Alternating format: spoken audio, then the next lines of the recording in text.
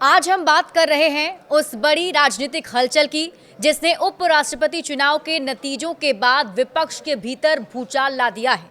NDA उम्मीदवार CP Radhakrishnan को पहले से ही मजबूत दावेदार माना जा रहा था और उन्होंने विपक्ष के उम्मीदवार बी सुदर्शन रेड्डी को 152 वोट के बड़े अंतर से हराया भी। लेकिन असली सवाल ये नहीं कि कौन जीता, बल्कि ये है कि विपक्ष के वो 15 सांसद कौन थे जिन्होंने अपनी ही गठबंधन की एकता में सेंध लगा दी है। बी सुदर्शन रेड्डी को इंडिया गठबंधन की ओर से समर्थन मिला था और कहा गया कि 315 सांसद उनके साथ हैं।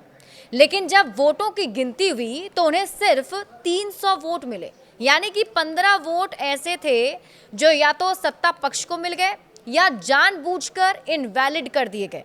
यही वो सेंध है जिसने पूरे इंडिया गठबंधन को झकझोर दिया है।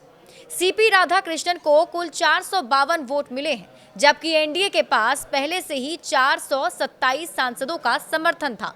इसमें वाईएसआर कांग्रेस के 11 सांसदों का समर्थन जोड़ दें तो संख्या 438 होती है।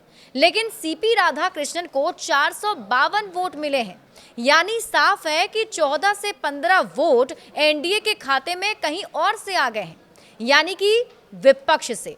अब विपक्ष में खलबली मची है। वरिष्ठ कांग्रेस नेता जयराम रमेश ने पहले ही दावा किया था कि विपक्ष के सभी 315 सांसदों ने वोट किया, तो अगर सभी ने वोट डाला तो बी सुदर्शन रेड्डी को सिर्फ 300 वोट ही क्यों मिले।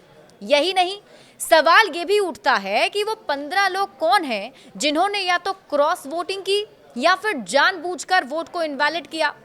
शिवसेना उद्धव गुट के सांसद नरेश महसके ने दावा किया है कि महाराष्ट्र से कुछ विपक्षी सांसदों ने एनडीए उम्मीदवार को वोट दिया है और इस दावे के बाद और भी कई अटकलें तेज हो गई हैं।